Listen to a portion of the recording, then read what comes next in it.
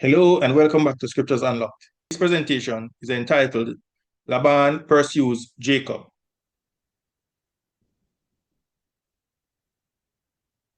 So in the previous presentation in this series, we ended with Jacob fleeing Haran to return to the land of Canaan.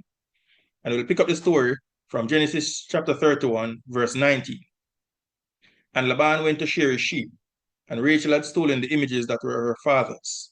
And Jacob stole away unawares to Laban the Syrian, in that he told him not that he fled. So he fled with all that he had, and he rose up and passed over the river, and set his face toward the Mount Gilead. And it was told Laban on the third day that Jacob was fled. And he took his brethren with him, and pursued after him 7 days' journey. And they overtook him in the Mount Gilead. So at this point in time, it was now 10 days since Jacob had left. So here on screen, you can see a picture of Haran and Jacob traveling all the way to the hill country of Gilead over some 300 miles journey. So Laban was told of Jacob's departure after 3 days had passed, and he hotly pursued him for 7 days until he caught up with his son-in-law. And God came to Laban the Syrian in a dream by night, and said unto him, Take heed that thou speak not to Jacob either good or bad. Then Laban overtook Jacob. Now Jacob had pitched his tent in the mount, and Laban with his brethren pitched in the mount of Gilead. And Laban said to Jacob, What hast thou done, that thou hast stolen away unawares to me, and carried away my daughters as captives, taken with the sword? Wherefore didst thou flee away secretly, and steal away from me, and didst not tell me, that I might have sent thee away with mirth, and with songs, and with tabret, and with harp? But viewers, as we have been discussing the character of Laban, this was just pure fluff. He did not want Jacob to leave because he was being blessed by Jacob, and he wanted to continue to exploit Jacob. And it had nothing to do with him didn't have the opportunity to send Jacob away in peace, or that he would miss his daughters, or any of that, as we will see as we continue to read about this incident. So here you can see a picture on screen of Laban having caught up with Jacob, remonstrating with him about him leaving secretly and not telling him. And he continued, and has not suffered me to kiss my sons and my daughters, referring to his grandchildren as well. Thou hast now done foolishly in so doing. And notice what he goes on to say, which was his intention before he left Haran to pursue Jacob. Notice what he then said. It is in the power of my hand to do you hurt.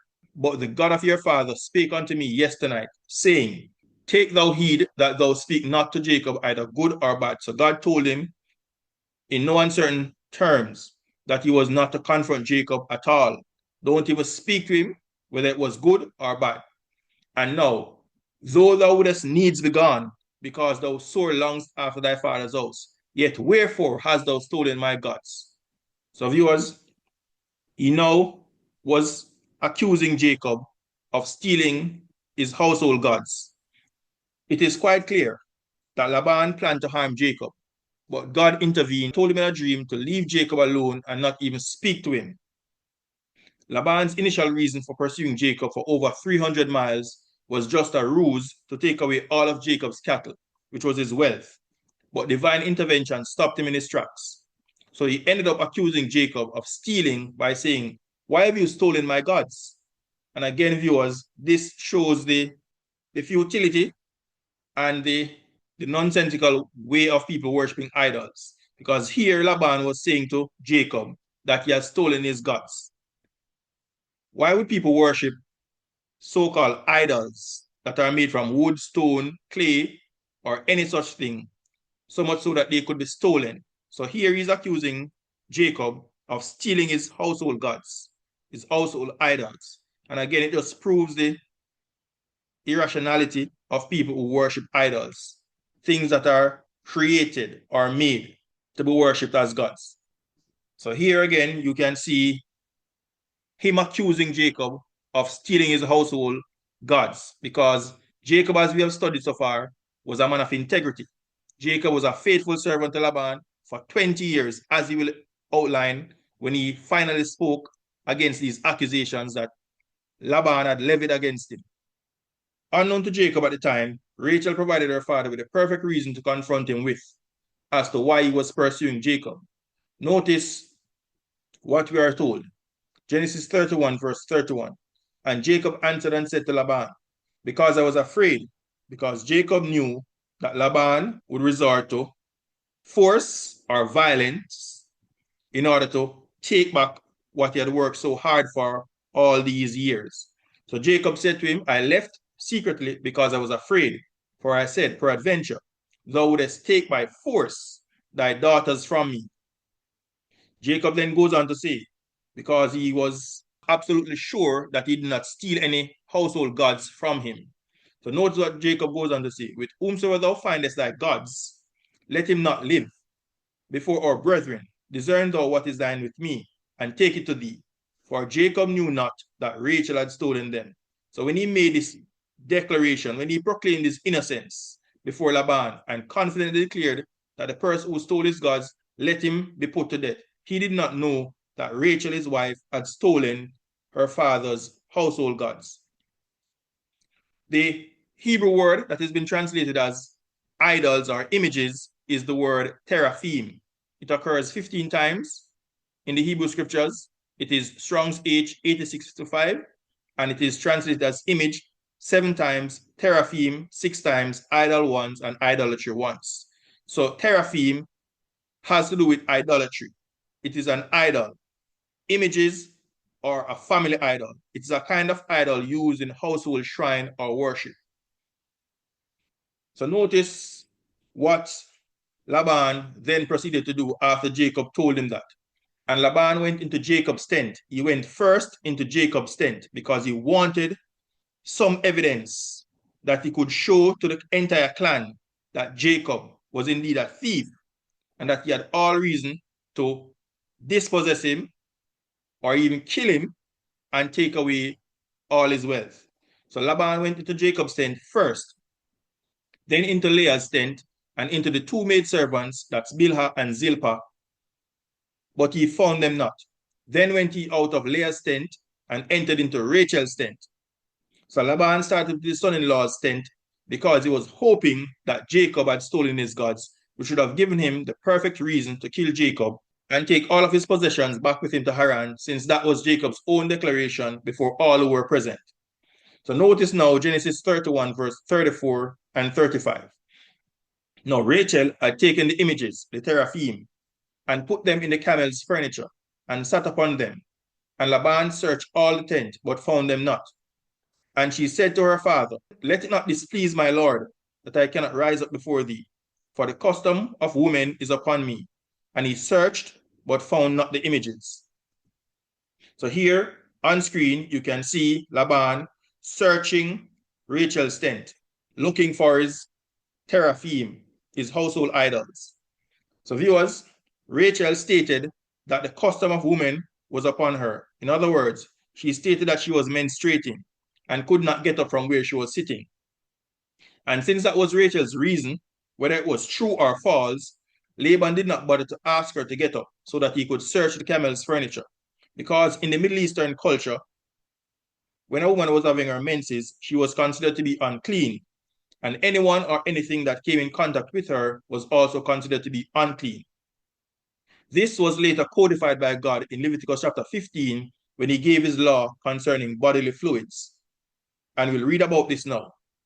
So it started in the book of Genesis, but it was later codified by God himself in Leviticus 15. And you can read the entire chapter, but I've placed on screen all the relevant verses as it relates to bodily discharge. But I wanted to give you an overview of what was happening here as it relates to the law concerning bodily fluids. It had to do with men as well as women. And Jehovah spake unto Moses and to Aaron, saying, and we know that this is God Almighty speaking, speak unto the children of Israel and say unto them, when any man, so it's talking about men right now, when any man hath a running issue out of his flesh, because of his issue, he is unclean. The Hebrew word translated as running issue is the Hebrew word zuv. It means a discharge, flow, have an issue, or to gush out. So God is saying here that once there's any open sore, any cut, whether it be seminal fluid, semen, or any such thing that is a running issue out of a man's flesh, he is unclean. And this shall be his uncleanness in his issue. Whether his flesh run with his issue, or his flesh be stopped from his issue, it is his uncleanness. And note what God goes on to say. Every bed wherein he lieth, that at the issue is unclean, and everything wherein he sitteth shall be unclean. And whosoever toucheth his bed shall wash his clothes and bathe himself in water, and be unclean until the evening. And he that sitteth on anything whereon he sat, that at the issue shall wash his clothes and bathe himself in water, and be unclean until the evening. And he that toucheth the flesh of him that hath the issue shall wash his clothes and bathe himself in water, and be unclean until the evening. And notice as well, it speaks about even when men and women have sexual intercourse. Notice what the scripture tells us. And if any man's seed of copulation, that is his semen, go out from him, then he shall wash all his flesh in water, and be unclean until the evening. And every garment and every skin whereon is the seed of copulation shall be washed with water, and be unclean until the evening. The woman also with whom the man shall lie with the seed of copulation, they shall both bathe themselves in water, and be unclean until the evening. So let's now examine the relevant law relating to a woman's issue of blood, which is the case in point in Genesis chapter 31 with Rachel, who said that the custom of women is upon her. It was her time of the month, so to speak. Notice Leviticus 15, verse 19 onwards. And if a woman have an issue, and her issue in her flesh be blood, she shall be put apart 7 days, and whosoever toucheth her shall be unclean until the evening. And everything that she lieth upon in her separation shall be unclean. Everything also that she sitteth upon shall be unclean. And whosoever toucheth her bed shall wash his clothes and bathe himself in water, and be unclean until the evening. And whosoever toucheth anything that she sat upon shall wash his clothes and bathe himself in water, and be unclean until the evening. And if it be on her bed, or on anything whereon she sitteth, when he toucheth it, he shall be unclean until the evening. And that is why when she told Laban that, he did not press the matter and ask her to get up to search the camel furniture. And that's where she put the household idols.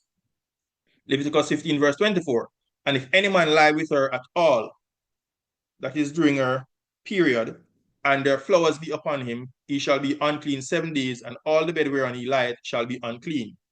And if a woman have an issue of blood many days out of the time of her separation, so she is bleeding for more than the 7 days, or if it run beyond the time of her separation, all the days of the issue of her uncleanness shall be as the days of her separation. She shall be unclean. Every bed wherein she lieth, all the days of her issue shall be unto her as the bed of her separation. And whatsoever she sitteth upon shall be unclean, as the uncleanness of her separation. And whosoever toucheth those things shall be unclean, and shall wash his clothes and bathe himself in water, and be unclean until the evening. So this latter part of this passage from Leviticus 15, verse 25 to 27, speaks to the lady that had the issue of blood in Mark 5, verse 25 to 34, for 12 years. So her issue of blood lasted for many days out of the time of her separation, which is the usual 7 days. She had this condition for 12 long years and could not be healed. And that is when she reached out and touched the hem of Jesus' garment, and then she was made whole. So I went through all of that passage to show you why Laban did not demand that Rachel get up from off the camel furniture and search for his household idols, because she claimed, whether it was true, we don't know, or whether it was a deception on her part, he did not persist in going any further because of what she said and because of what was happening to her and how she was considered to be unclean at that time. So going back to Genesis 31, this was why Laban did not even touch Rachel's camel's furniture to search for his idols, because she was sitting on it and told him that she was menstruating. So after Laban searched all the tents, including Rachel's, and came up empty-handed. Jacob became very angry. So it was now Jacob's time to go on the offensive. Genesis 31 verse 36 onwards tells us this. And Jacob was wroth and chode with Laban. And Jacob answered and said to Laban, what is my trespass? What is my sin that thou hast so hotly pursued after me? Whereas thou hast searched all my stuff, what hast thou found of all thy household stuff? Set it here before my brethren. Because remember, Laban brought the entire clan with him because he wanted witnesses to show that Jacob was a cheater, Jacob was a bad man, and he wanted reasons to take away all of Jacob's wealth and possibly to kill Jacob. So he brought all the men, and Jacob then said, set it here, whatever you have found, before my brethren and thy brethren, that they may judge betwixt us both. Jacob gave Laban an earful in front of everybody that were gathered there, because it proved to them that Laban had no evidence that Jacob stole from him, and therefore was not justified in his pursuit. Notice how Jacob then went on the offensive. Genesis 31, 38 onwards. He was now going to expose Laban for the scoundrel that he actually was. Notice what he then said. This 20 years have I been with thee. Thy ewes, that's female sheep, and thy she-goats have not cast their young, and the rams of thy flocks have I not eaten. That which was torn of beasts I brought not unto thee. I bear the loss of it.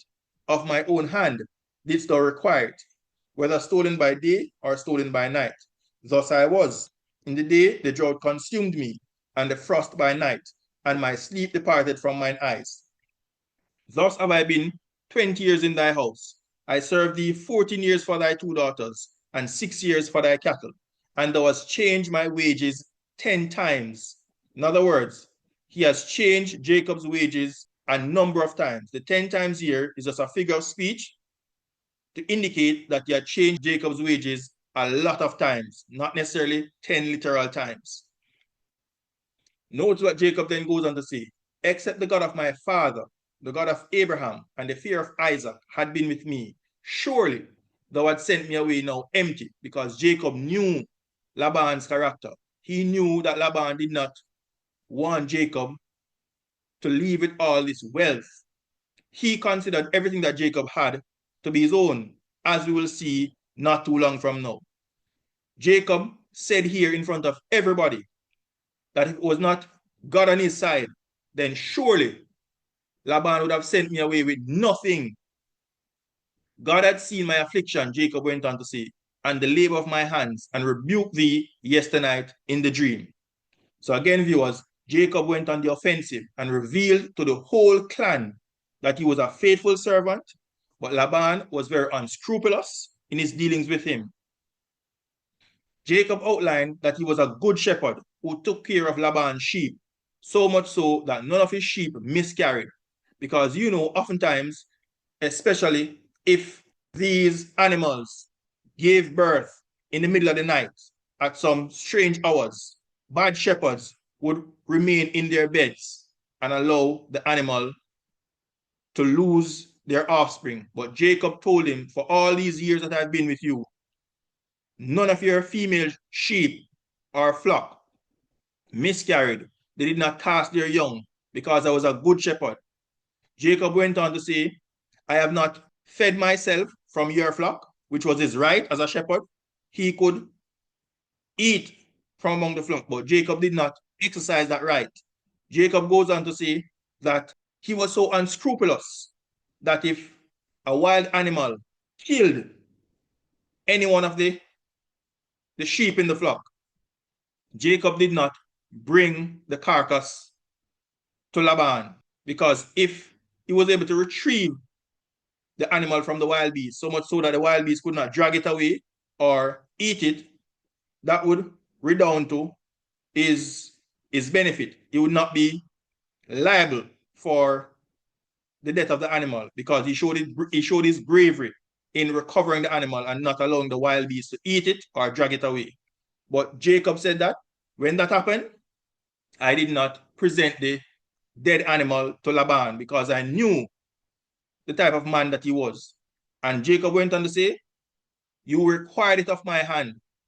He stood the loss and he replaced the animal from his own flock. Because remember, Jacob had his own flock. He was taking care of Laban's flock. But remember, we studied earlier, because of God's help, he was able to breed strong animals. Remember, we talked about the speckled, spotted, and ring-striped animal? Jacob had a flock of his own where he could take from his flock and replace any of Laban's flock that was killed by any wild beast. Jacob clearly defended himself against the accusation and he exposed Laban in front of the entire clan, his wives, his children, and in front of Laban's own brethren and clan. Viewers, Jacob exposed that this was not the case with Laban, because for every animal that was killed or stolen, he had to stand the loss or replace the animal with one from his own flock. Therefore, he had to be very vigilant in the day and endured sleepless night watching over Laban's flock. That is why Jacob said, I felt the heat in the day and he felt the frost in the night, and his sleep went away from him because he knew the type of man that Laban was. If any of the animals were killed, Jacob would have to stand the loss. So that made Jacob more vigilant. Jacob then revealed that he had worked hard and sacrificed much for 20 long years. And during this time, Laban changed his wages a lot of times. But if it wasn't for God, Laban would take away everything even now and send him away with nothing. Jacob exposed Laban for the scoundrel that he was in front of the entire clan. And he must have felt humiliated. But all that Jacob said was the truth. So when Laban finally responded to the charges, his brain leaked out through his mouth to reveal his true motives and greed, because out of the abundance of the heart, the mouth speaketh, as Jesus said to us years ago. Notice Genesis 31, verse 43, and listen to Laban's brain leaking out of his mouth. And Laban answered and said unto Jacob, note what he says, he considered everything that Jacob had to be his. These daughters are my daughters, and these children are my children, but they were also Jacob's children and Jacob's wives. And notice now, these cattle are my cattle, and all that thou seest is mine. And that was the crux of the matter. That was why he pursued Jacob for over 300 miles, because all the cattle, and cattle equal wealth, all the cattle that Jacob had, he considered to be his. All these cattle are my cattle, and all that thou seest is mine. And what can I do this day unto these my daughters, or unto their children which they have borne? He added that last part just to take the shame out of his eyes, because people were now seeing him for who he really was. Laban felt that everything that his son-in-law had still belonged to him, including Jacob's wives, Jacob's children, and Jacob's cattle. Laban never apologized to Jacob, but instead doubled down and then proposed a covenant to suggest and express his suspicion of Jacob. Notice what he then proceeded to do, because he was now embarrassed. He was now going to initiate a covenant, but by so doing, he was also saying implicitly, well, he was also going to say it explicitly, that he did not trust Jacob, even after all that Jacob had done, and how he had been a man of integrity, and how he had been a faithful servant. So notice what he said. Now therefore, come thou, let us make a covenant, I and thou, and let it be for a witness between me and thee. And Jacob took a stone and set it up for a pillar. And Jacob said unto his brethren, gather stones. And they took stones and made a heap. And they did eat there upon the heap. So again, you can see here that Jacob took animals from his flock and he sacrificed these animals and made a big feast for all that were gathered there as they initiated the covenant and had their covenant meal. So here you can see both Laban and Jacob making a heap of stones that would serve as a monument for the covenant that they were now establishing between them both. Notice, and Laban called it Yegar Sahaduta, but Jacob called it Galid. Yegar Sahaduta is the Aramaic word which means witness heap, while Galid is the Hebrew word meaning the same thing. And Laban said, this heap is a witness, hence the name witness heap. This heap is a witness between me and thee this day. Therefore was the name of it called Galid. and Mizpah, which means watchtower in Hebrew. For he said, Yehovah, watch between me and thee when we are absent one from another. If thou shalt afflict my daughters, or if thou shalt take other wives beside my daughters, no man is with us. See, God is witness betwixt me and thee. So in other words, he was saying that I don't trust you. I may be away from you, but this covenant that we're establishing would ensure that even when we are apart, God will be the only witness who will be able to see that you have broken this covenant that we are now making today. And he then said that if thou shalt afflict my daughters, knowing full well that Jacob had treated his daughters very well, and if thou shalt take other wives beside my daughters, bearing in mind as well, viewers, that all Jacob wanted when he just came to Haran was to marry Rachel. But because of Laban's deception, he ended up with Leah as his first wife. And to boot, he also got both of these daughters' handmaidens, Bilhah and Zilpah, as concubines. So Jacob ended up with 4 women in his life, when all he wanted and all he bargained with Laban for was Rachel after working 7 years for her. So now he was saying to Jacob that if you take other wives alongside my daughters, you will break the covenant that we have established. So Jacob had proven himself to be a man of integrity, an honest man, a faithful servant, and Laban was now saying in front of everyone that he did not trust Jacob to do the right thing after he employed Jacob for 20 years and saw the hard work that Jacob had put in. You're now saying you don't trust Jacob, but you trusted him with your most prized possessions, cattle, your herd, your flocks for 20 years. And now he was now saying this to Jacob. So viewers, Laban's real intention came to the fore, and Jacob revealed him as an unscrupulous individual. And Laban said to Jacob, behold this heap, and behold this pillar, which I have cast betwixt me and thee. This heap be witness, and this pillar be witness, that I will not pass over this heap to thee, and that thou shalt not pass over this heap and this pillar unto me for harm. Then he goes on to say, the God of Abraham and the God of Nahor, the God of their father, judge betwixt us. And Jacob swore by the fear of his father Isaac.